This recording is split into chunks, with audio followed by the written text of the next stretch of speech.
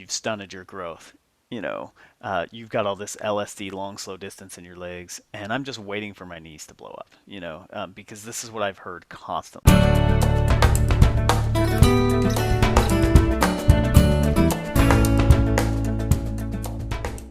Hello and welcome to Healthy Living. My name is Don Pelto, and I have Golden Harper here. He is was with Ultra and kind of is still with Ultra, kind of the inventor of that shoe brand. And we're going to talk a little bit about his experience kind of from a 10-year-old age, 10 to 14-year-old. He was a big runner cross country. Welcome, Golden, back to the show. Hey, thanks for having me back. Stoked to be here. And so let's get a little bit. And you told me last time we were together that your family, you grew up in a shoe store and you were kind of running early on. And then were you just naturally good? Did you have coaching? Kind of tell me your story from early on. Yeah, I don't know if there is an actual answer to that, but I would say I think our calling card is that, our goal was always to run smarter than everybody else.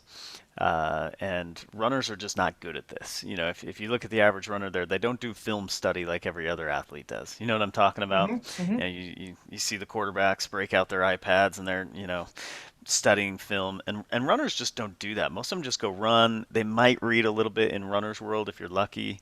Most of that is pretty first level knowledge, not to be disparaging at all, but you know it it's constrained by advertisers and stuff like that. So it's really hard to get to the meat of things. And runners just don't. They're generally not very good students of their craft.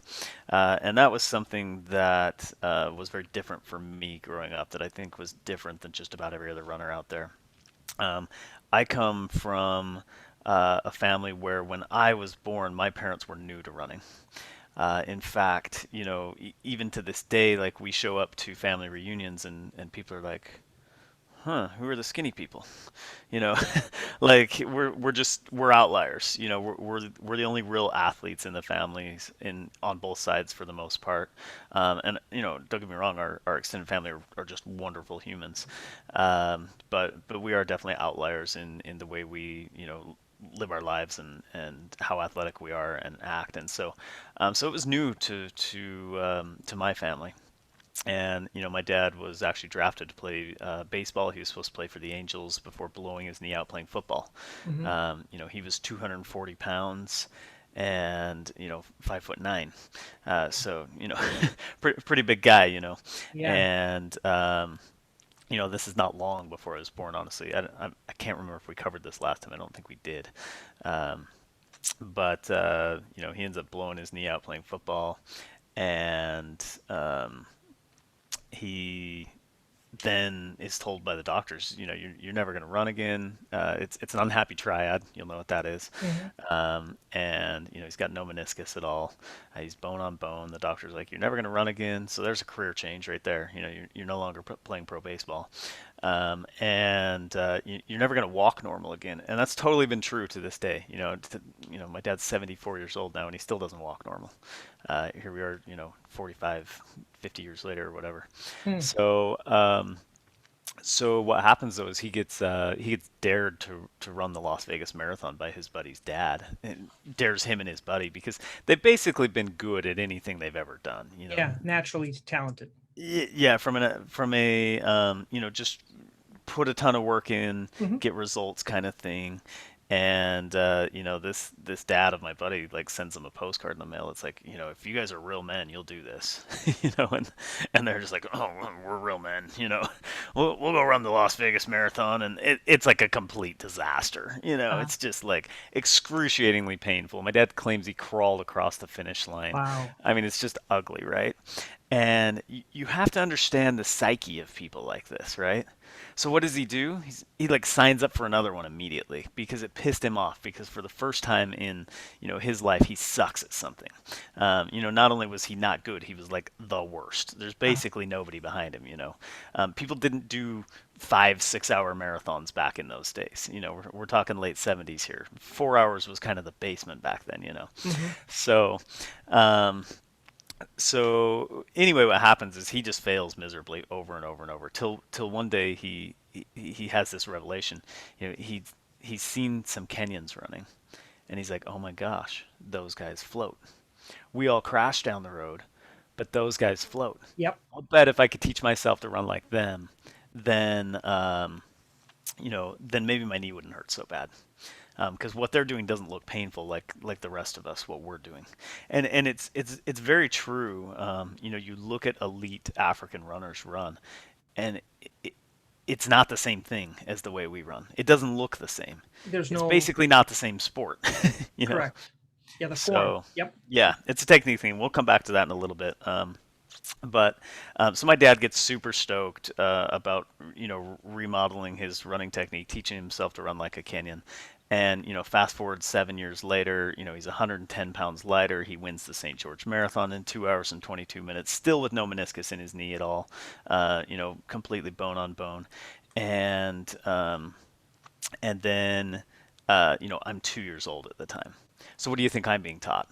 How to run. Yeah, How how to to run walk. like a Yeah. Kenny, and of course, my mom has just done her first marathon, and she's in the process of qualifying for her first of 5 Olympic trials, and so her stoke level is high too. So this is like That's when you were all born. coming together at the Oh same time, wow. right when I'm born. My dad's working for Nike at the time, and or when I was born, and then by the time he wins the marathon, he's working for Saucony. This is it, and I'm running races as a 2 year old, because my parents put races on, they're race directors, so it's free, it's like, well, throw them in there, and I'm being taught how to run like a Kenyan from a young age, Wow. and so, come around to age 8, I win the World Youth Championships. Sean Bradley, the NBA basketball player, like, who's 7'6", like, has to get down on his knees to put the medal on me. And it's like, what's next, And and that really was the thing. And in my family, the St. George Marathon was like the biggest deal of the year. It was even bigger than Boston or anything else. It was really kind of the focus. And uh, I, I went that year, and I asked to run. I'm like, I want to run the marathon. Like, that's what's next for me. It's Yeah. what you guys do every year. My next door neighbors ran the marathon as well, and she was an Olympic trials qualifier. So it was just this logical progression for me of like, okay, you know how kids are. They What's watch what their next? parents do. Yep. They want to mimic it. And my parents are like, you're 8. It's like, no, you're not running the marathon.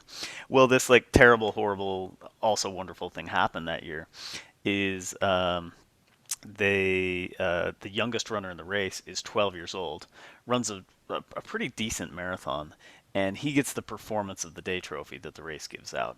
It was like this, sponsored by Dole. It was like the fresh fruit performance of the day trophy. It's 6 feet tall. Um, Taller than him. That's great. oh yeah, taller than him for sure, and twice as tall as me at the time. And I'm just like, if you would have let me run, I would have got that huge trophy. Because it went to the At youngest 12. runner in the Yeah. race, and and I promise you, as a young runner, there is nothing cooler than a trophy that's almost twice as tall as you are. I mean, that is like the ultimate. There is nothing better. And so, my parents were still like, no, no, no, no, no, you're 8. And so, fast forward a year, and I'm still badgering them, and uh, I just like won't let it go. And finally, my dad's like, fine, fine, fine, like leave me alone. Like, if you run rim to rim in the Grand Canyon, harder than a marathon, um, and you run to the top of Mount Timpanogos and back, also harder than a marathon, and do these other, crazy adventure runs, is what my dad called them. I'll let you run the marathon. And I think he thought like, okay, he'll go try this stuff. He's 9 years old at this point. He's gonna hate it. These are very difficult things to do, and then he'll realize that running the marathon is stupid. I kind of liked it. Um, I was a weird kid. It was the opposite. Yeah, it just total backfired, right? So I run rim to rim in the Grand Canyon, and I run to the top of Mount Timpanogos and back, and I do these other qualifying activities, if you will. And it's not like I was really like super training for the marathon, but in process of doing what I had to do to be allowed to run, and Hmm. for me it was all fun and games. I'm like chasing deer around the foothills, for crying out loud.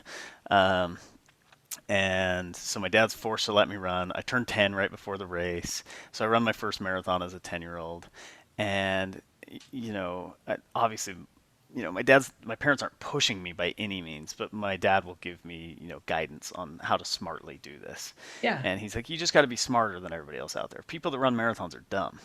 They don't really study their sport. They go out too fast. They take caffeine before the race, which starts their fat burning, which makes them hit the wall early. I mean, you name it. Here's the nutrition plan. This is what needs to be done. I mean, he lays it out. The guy's a genius. He's like, at the time, probably one of less than 100 subscribers to Owen Anderson's Running Research News, where every study on the history of running is like published and sent out to these people. So my dad's like a research geek, and so I'm the guinea pig in some respects.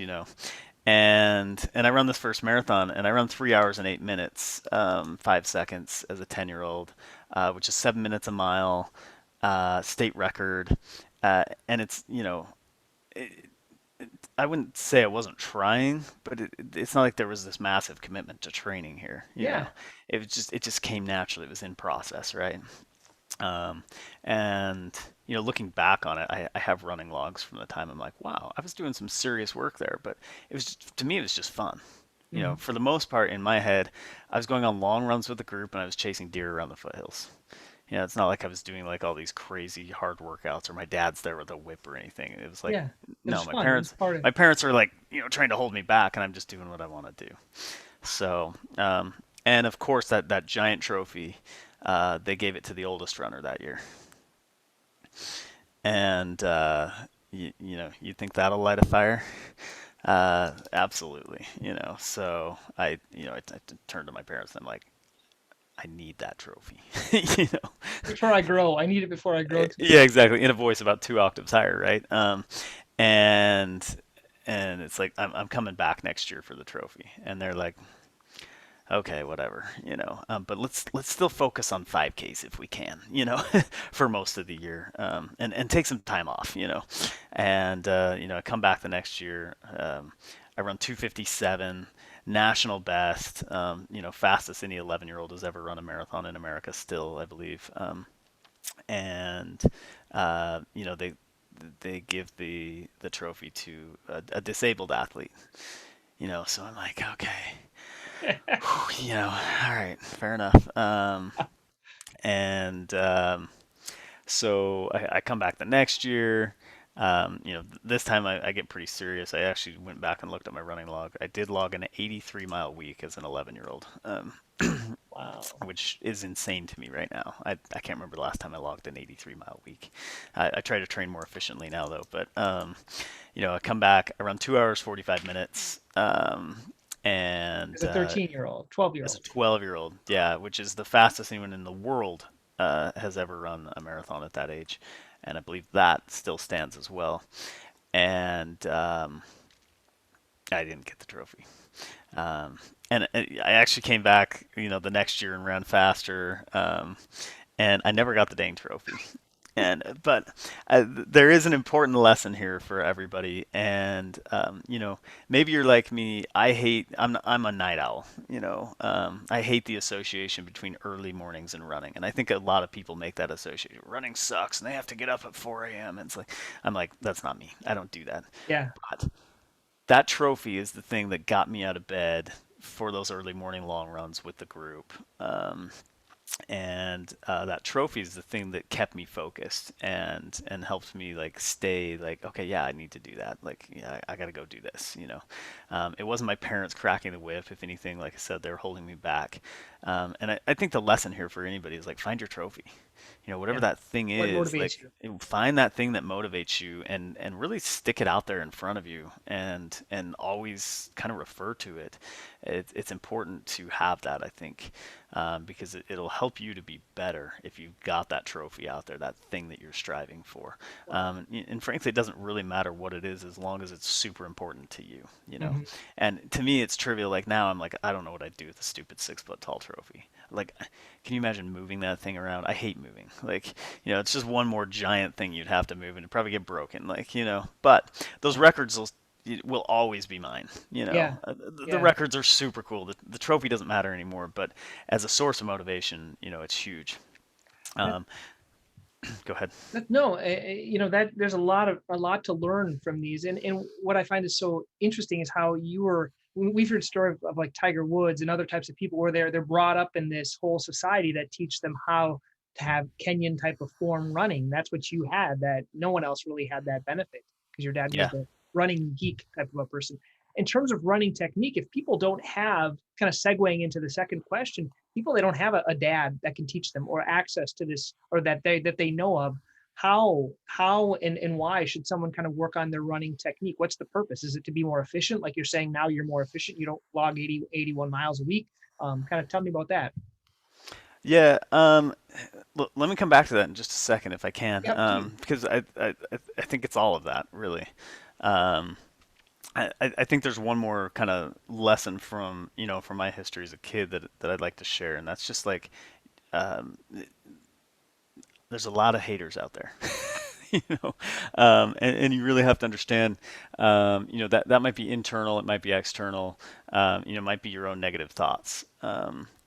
And I married someone who's very different from me. Like I'm like rays of sunshine, and I kind of dream that I kind of joke that my wife is my dream crusher. Like she's kind of like brings me back to reality. Uh-huh. Um, and so, but what happened to me as a kid is everybody was not very nice to my parents and I. And I heard constantly, you're ruining your knees for one. You're running this kind of miles as a kid. You're absolutely destroying your knees. And the other was like, you are you're doing too much LSD. LSD in running terms is long, slow distance. You're doing too much LSD. You're loading all this slowness into your legs. You are not going to be successful at the next level. You're gonna burn out, and you're always gonna be slow because you're doing these long, slow runs. And I'm like doing the math here, and I'm like, well, I'm running like 17-minute 5Ks for the whole marathon, and like most high school kids that are varsity runners are running the same time for one 5K. Yeah. We might be okay there. And the other was like you're going to stunt your growth. Like you're just ruining your growth plates. You're going to get destroyed. And I think this is I think there's a lesson here for parents maybe, and also for kids. Like, and I get asked this question a lot. Like, what would you do with your own kids? And Hmm. I think I'm still figuring that out. I think the most important thing is it has to be self-driven. I'm so glad my parents weren't there, like pushing me into it, because it would have changed everything in a very negative way. It was they were very supportive of what I wanted to do, Hmm. and at the same time they were taking a ton of crap for it. I mean, the amount of people coming up to them saying like, "You're ruining your kid," like you're destroying his knees, you're stunning his growth, you're holding him back for his future. He's never going to get a scholarship in college because you're burning it up now. And the thing is, after years and years of hearing this, it gets to you. You start to hear it all the time. And I did not run cross country as a freshman because I was running a marathon. And the St. George Marathon's right in the middle of cross season. But I did, go to high school and decide to focus on running cross country and track. And, my parents had been like, look, you're going to college. We're not paying for it. So, like, get good grades or run fast, okay? And as a kid, you're just like, okay, like, and I was like, I think I'm pretty good at running fast, so let's focus on that one. I happened to get pretty good grades too, but I didn't, take it uber seriously. Um, and, I trained my tail off for my sophomore cross country season, and I ended up 45th at state. I went from world best a couple of years before to 45th at state. And, to be honest, anybody who places top 50 in a state championship cross country race has put in a crap load of work. I mean, that's elite level stuff. For me though, going from world best to 45th at state was a huge letdown. Oh And yeah. you know what I'm hearing in my head the whole season? You've stunted your growth. You've got all this LSD, long, slow distance in your legs, and I'm just waiting for my knees to blow up, because this is what I've heard constantly for Wow. 5 years now. Um, And and again, I think there's a lesson for everybody here too. Is like you're going to face opposition. You're going to have negative thoughts.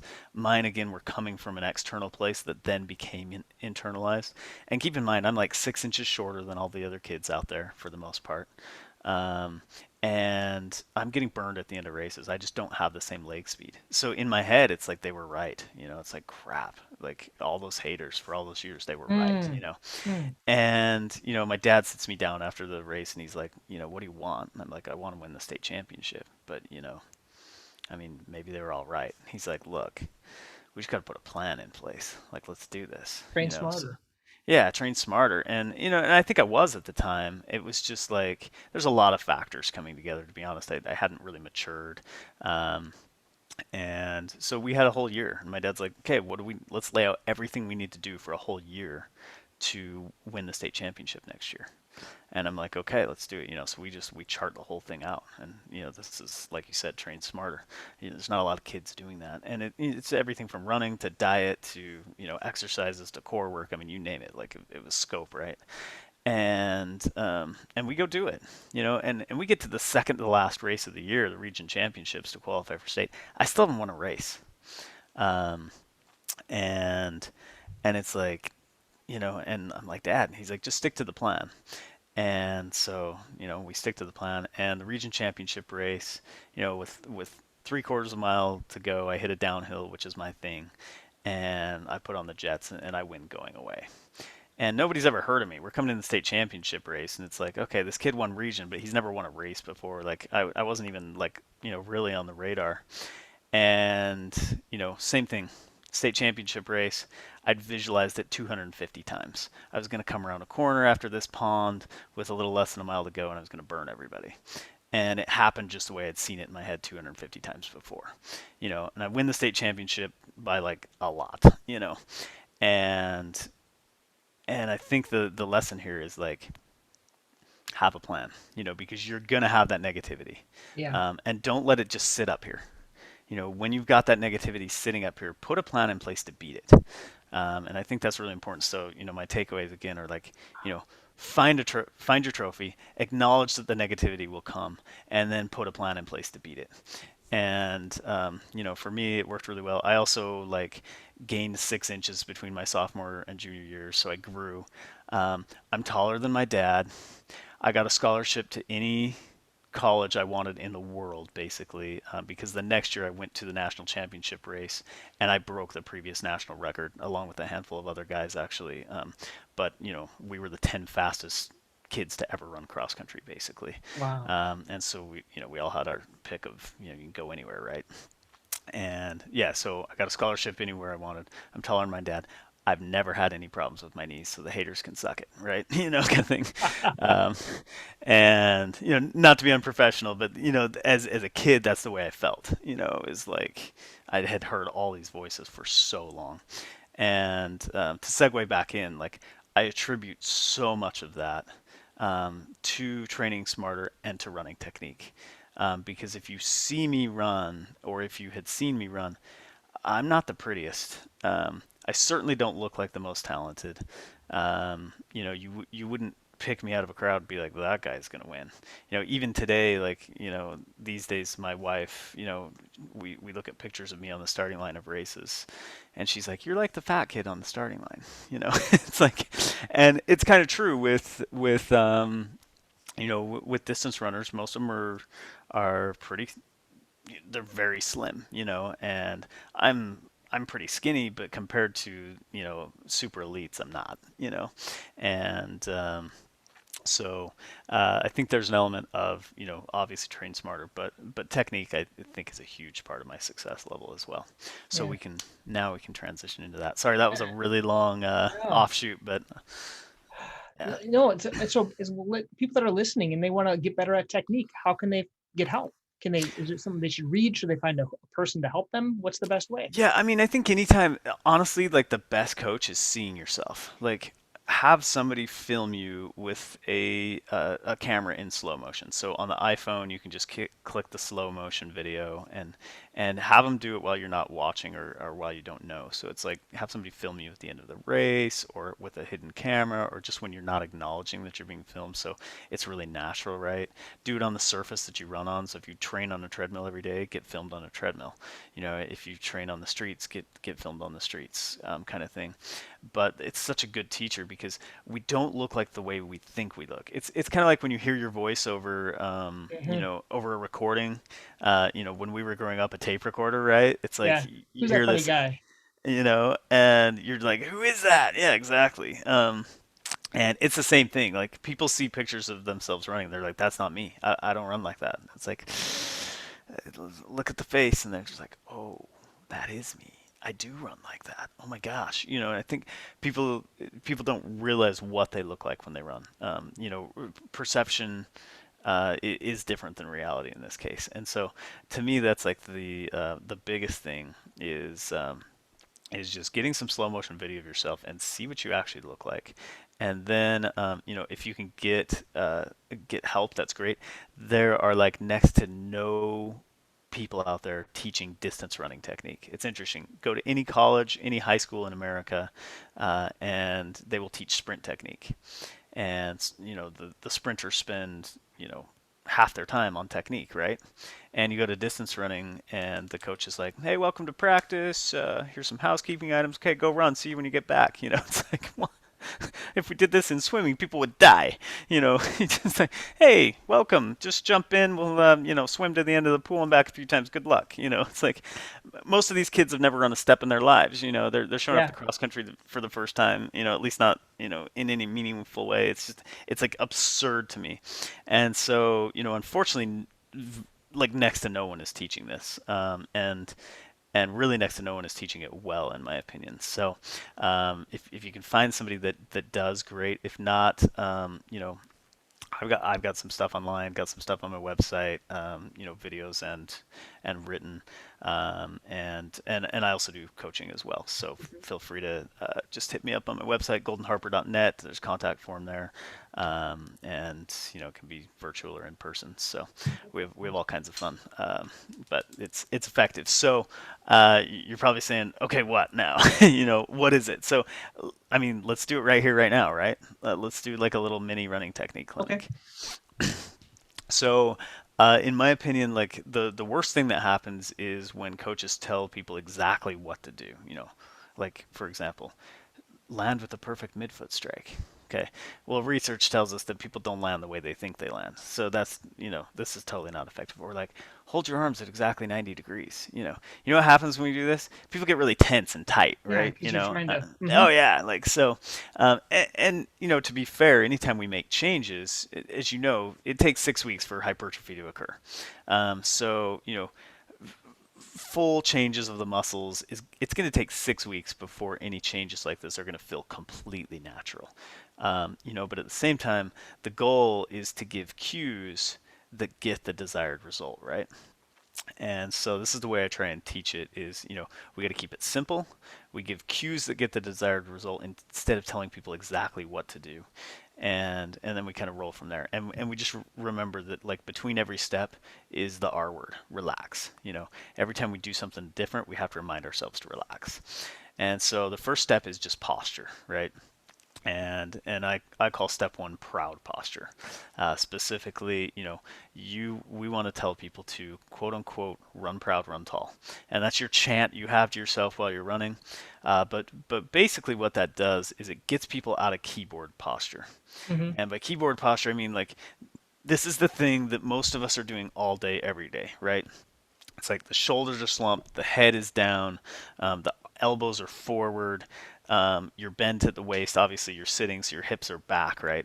And the reality is, when you're running, you should do none of that. And so I always tell people, like, just remember, if you do it at a keyboard, don't do it running. Those things need to be like, and that makes it really easy for people. It's like, okay, yeah, my arms would be forward while at a keyboard. I shouldn't do that while running. Or my shoulders are slumped forward. Shouldn't do that while running. My hips are sitting while I'm at a keyboard. Don't do that while running. Okay, you want to push that chest out, proudly, forward chest, and hips forward as well, not hips back like this. You see most people run, this is where they're at right here, okay? Yep. Yep. But we want them here, where the hips are forward, the chest is forward and leading.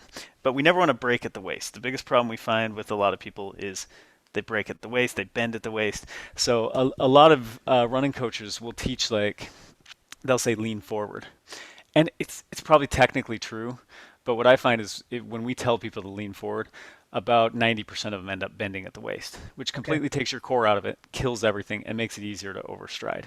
And so what I find is when we tell people run proud, run proud, they'll push their chest out. Run Mhm. tall, they'll bring their hips forward.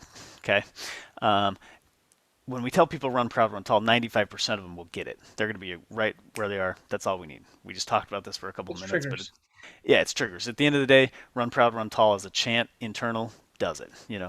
I do this other thing for a quick reset that's kind of hard to demonstrate in this situation, but I call it pop the moon. Okay, so you're basically going to pop your arms forward at a 45-degree angle, so just above your head, as fast as you can, and back as fast as you can. Um, and so while you're running along, this is your instant reset while running. So typically what happens, people start out good, and then as the run progresses, It's slump. Hmm. they slump, the arms come forward, the long distance shuffle starts to happen. And this is when you pop the moon. So again, you're going to throw the arms forward and back as fast as you can. From a seated position, you can see what it does immediately. Puts everything out. Yes, you're just back and forth really fast. It's a pop, right? And I call it pop the moon because I pretend that the moon is right out there in front of me. Um, and looks ridiculous, works great. Okay, so it's just one of these things that you're like, okay, I'm willing to look stupid for a second because it's gonna feel awesome, and it Hmm. instantly puts your posture back to where it needs to be. So we get our proud posture, we chant to ourselves, run proud, run tall. We make sure we don't bend at the waist, we don't do anything we would do at a keyboard, and then when we need a reset, as we get tired, we pop the moon for that reset, and that's how the posture side of things works. So that's step one. Not that complicated, right? And that's Hmm. probably the most complicated one. So um, step two is what I call compact arms. And the reason I call it compact arms is because if you watch most Americans run, it's like we were trained to run by Richard Simmons' 80s music video or exercise videos. It's just like you see a lot of this, like, you know, all kinds of arm motion.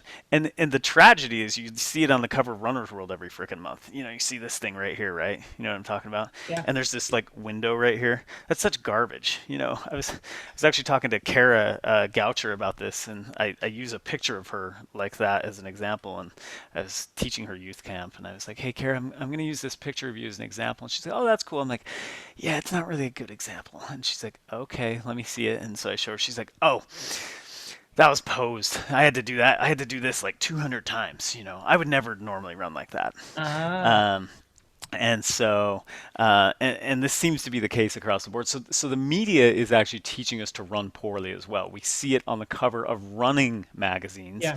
but we see it in Hollywood. We see it on Shape and Fitness and all these other magazines. You always see this like classic running pose, which is actually horrific running form. Anytime I see a window between the elbow and the hip, I know that's bad. Okay. Mm. But again, back to 80s exercise videos, lots of big arm movement. Okay. And really, you watch the elite runners run, you watch people that never get injured run. And what you see when you watch an elite or never injured runner run at normal human speeds is the wrists are next to the ribs. And the movement is about, at 10-minute pace, which is what most people run, the movement's about 3 inches, 2 to 3 inches is all. They're barely moving anything because they're trying to conserve energy. Because at the end of the day, running long distance is about efficiency. And, I always ask people, put your arm up in the air, move it back and forth as fast as you can. Okay, now bring it down here and move it back and forth as fast as you can. Which one's more efficient, And, it's kind of funny because people usually don't answer with words. They just like they do this. I'm like, all right, you look funny, um, but realistically, like this is way more efficient, and that's Yeah, a very simple mechanical lever principle, right? Like the shorter lever is going to be more efficient than the bigger lever. love it. Likewise, the shorter lever is going to be way more efficient than the bigger lever. We're trying to conserve energy, and it also looks a lot prettier. So I kind of think of this in terms of like run British, run proper. You go to like you go to New York City, Central Park, you see all these Americans, like big, bombastic, like stereotypical, and then like I went to Hyde Park in London. I'm like, it's like, you know, like wow, like there is a difference here, So it kind of dawned on me at that moment. It's like run British, run proper, like just like it wouldn't be proper to be swinging your arms everywhere. You want to keep them nice and tight. So you keep the arms close to the body, wrists to ribs. I call them chicken wings. So because again, you're gonna feel like you're like chicken wings, like you're doing this thing, but you're actually gonna be right here. These are all ways to get it, but the thing I have to stress to people the most, like when we do this and we video it, is like over and over I have to be like, move your arms less, minimize your arm movement, move your arms as little as possible, and they're like, okay, I'm doing it, and then I'm like, okay, now less, okay, now I'm doing it. I'm like, okay, now less. Like, move your Yeah. arms as little as humanly possible. Move them as little as necessary. And the other, important distinction here is like, this is not sprinting. There is no forward arm pump in distance running, only back. So it's all about your elbow position. When you want to go faster, all you do is pop that elbow back. Well, what happens to your nice, proud, tall posture when you pop the elbow back? It all falls into Hmm. place. Hmm. And so this is like to me like this is my thing. And I feel like it's the most overlooked thing in probably all of distance running is that running technique is tied directly to elbow position. If your elbows are back, your posture is likely to be good. It's almost impossible to have your elbow clear back here. And again, you watch any elite runner run, and you are always going to see this window, not this window Mhm, here. Okay. mhm, mhm. You listen to Meb Keflezighi talk. You listen to others elites talk. They talk about looking at their shadow, or they talk about going by a glass building, or they talk about running by a mirror and looking for this window right here. They're looking for it. And this is the key to making everything else work because as we know, crosstalk principle of biomechanics, the right foot is tied to the left arm, the left arm is tied to the right foot, and vice versa, okay? And so if the elbow is back, the foot is going to land where it's supposed to be. But as soon as that elbow gaps forward, you're likely to overstride at that point in time. So um, so this is a huge piece of tying everything together, and I think the most important piece of the running technique puzzle that nobody talks about, that I think is just absolutely critical, is minimize the arm movement, get your chicken wings, keep the wrists next to the ribs, and make sure that window is back here, not up here. And then when you want to accelerate, just simply pop the elbow back. That will nail your posture into place, give you forward momentum, allow you to use gravity to your advantage or momentum to your advantage, if you will. And it's all tied together and it's super cool. And the thing is, you can take somebody, I'd love to, like, I just worked with a kid a few days ago, and his mom was so upset after watching him run in his, at his track meet that the next morning she took him to the track and was like trying to figure out how to make him, not look what she thought was just terrible. She had one kid that runs just, is kind of a naturally beautiful runner, and um, and getting this arm thing for this kid, like he went from looking like he's never really run before to looking like a world class distance runner. And we worked together for less than you and I have been on this call. It's just Awesome. like, pretty quick. It's not that difficult. If we nail the arms, everything else kind of falls into place. So to me, this is the real key of everything Mhm. we do as distance runners is compact arms. Um, get your chicken wings, keep your wrists next to your ribs, pop the elbows back when you want to accelerate, and don't let the elbow come forward past the hips because when it does, you're putting a lot more pressure on your knees hips, low back, and especially shin splints. You know, shins are just taking a beat down anytime you're landing out in front of your knee instead of underneath Awesome. your knee. So all tied to the arms. So those are steps 1 and 2, which are really the really important ones. Nail your posture, get your nice, proud, tall posture, and then get your compact arms. Hey guys, thank you for watching Healthy Living. You're going to find a few links here I'd like you to click. One is to subscribe to this channel on YouTube. Also, you can learn more. There are some videos here you can see.